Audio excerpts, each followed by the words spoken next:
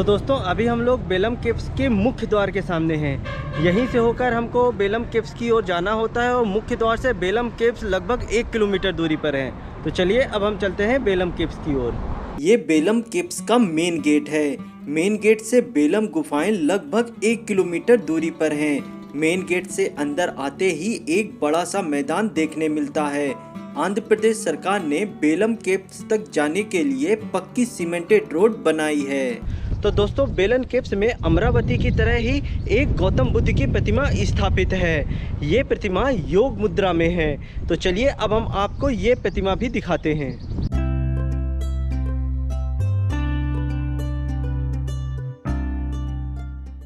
बुद्ध मूर्ति से बेलम केव्स लगभग 200 मीटर दूरी पर है, जहां हमें पहले टिकट लेनी होती है। तो दोस्तों अभी हम लोग हैं टिकट काउंटर के सामने।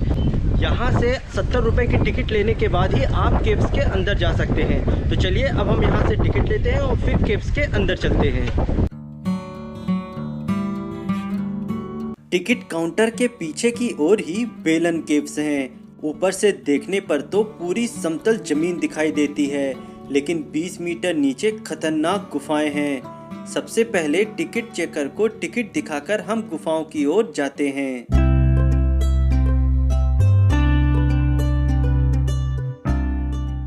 ये नीचे जाती हुई सीढ़ियां गुफाओं की ओर जाती हैं। इन गुफाओं की खोज 1884 ईस्वी में ब्रिटिश सर्वेक्षक रॉबर्ट ब्रूस फूटे ने की थी।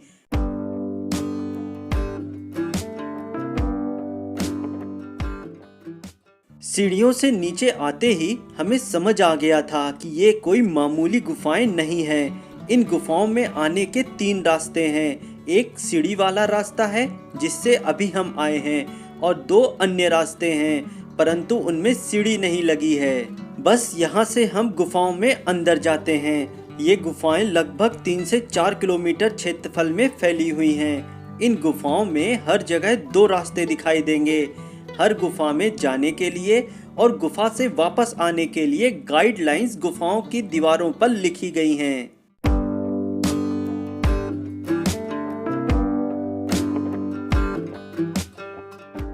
इन गुफाओं में अंधेरा ना हो इसलिए लाइटिंग की व्यवस्था गुफा के अंदर की गई है, लेकिन कहीं कहीं गुफा के अंदर बहुत अंधेरा रहता है और गुफा के अंदर गर्मी भी बहुत लगती है। यदि आप लोग बेलम गुफाएं देखने जा रहे हैं तो पानी और खाना दोनों साथ रख के ही जाएं। ये बहुत काम आने वाला है।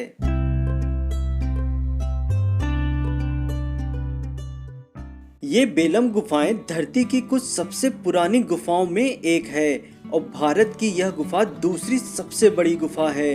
प्राचीन समय में इन गुफाओं में बौद्ध और जैन धर्म के योगी रहा करते थे, जो कि यहाँ योग साधना और मेडिटेशन किया करते थे। इन गुफाओं की खोज के बाद इन गुफाओं में बौद्ध और जैन धर्म के योगियों के अवशेष भी प्राप्त हुए हैं, जिनकी कार्बन रेटिंग से यह पता चला है कि ये अवशेष लगभग 4500 साल पुराने हैं, जो कि आंध्र प्रदेश के अनंतपुर शहर में एक संग्रहालय में रखे गए हैं।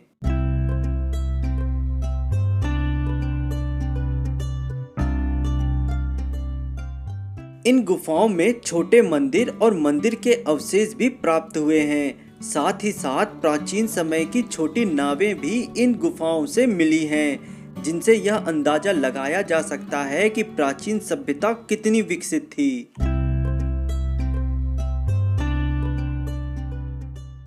धरती के अंदर इतनी बड़ी बड़ी गुफाओं के बनने का कारण पानी का तेज प्रवाह है। इस स्थान से निकलने वाली जल की धारा का वेग इतना अधिक था कि जल की धारा इन पत्थरों को काटती हुई बाहर की ओर निकली, जिससे इन गुफाओं का निर्माण हुआ। जैसे जैसे आप इन गुफाओं में अंदर की ओर बढ़ते जाएंगे, ये गुफाएं और रहस्यमयी होती जाएंगी। इतनी बड़ी बड़ी ऊंची गुफाओं का बनना किसी करिश्मे से कम नहीं है। इन गुफाओं के अंदर का रास्ता पतला और सकरा है। आगे बढ़ने पर गुफा का रास्ता और पतला और सकरा होता जाता है।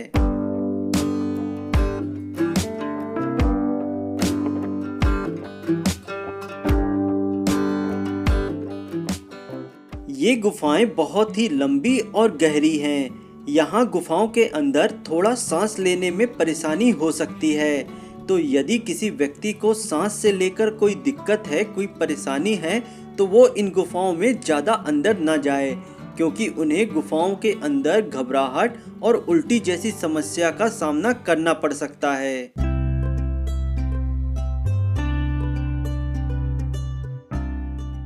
बेलन गुफाओं में सिंहद्वारम, कोटिलिंगालू चैम्बर, पाताल गंगा, संगीत कक्ष, ध्यान कक्ष, बरगद के पेड़ का हॉल और मंडपम देखने योग्य गुफाएं हैं। जिस द्वार से हमने गुफा में प्रवेश किया था उसे सिंहद्वारम कहते हैं। कोटिलिंगालू चैम्बर में भगवान शिव की शिवलिंग की तरह दिखने वाले टीले इस गुफा में स्थित हैं। एक गुफा में पानी का रिसाव देखा जा सकता है जिसे पाताल गंगा कहा जाता है।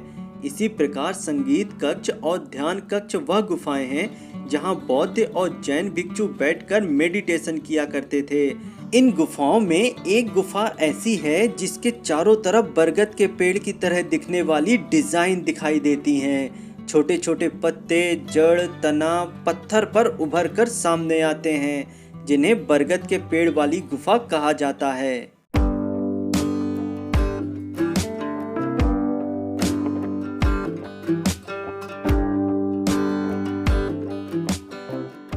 1982 तक इस स्थान पर कचरा डंप किया जाता था। बाद में एक जर्मन भूवैज्ञानिक की टीम ने इस स्थान को फिर से खोज निकाला, जिसकी अध्यक्षता हर्बर्ट डैनियल कर रहे थे। इस टीम ने 2.5 से 3 किलोमीटर तक की पूरी गुफा को दुनिया के सामने उजागर किया।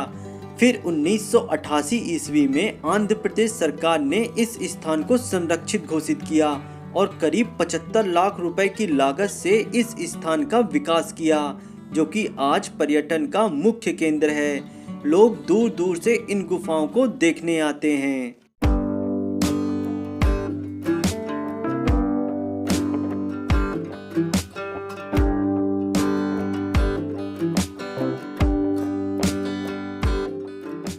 आंध्र प्रदेश सरकार इन रहस्यमय बेलम गुफाओं की लोकप्रियता को बढ़ाने के लिए हर 5 साल में बेलम महोत्सव का आयोजन करती है। ये बेलम महोत्सव बड़े स्तर पर बड़े ही धूमधाम से मनाया जाता है। इस महोत्सव का मुख्य उद्देश्य लोगों को इस क्षेत्र के इतिहास की जानकारी देना है।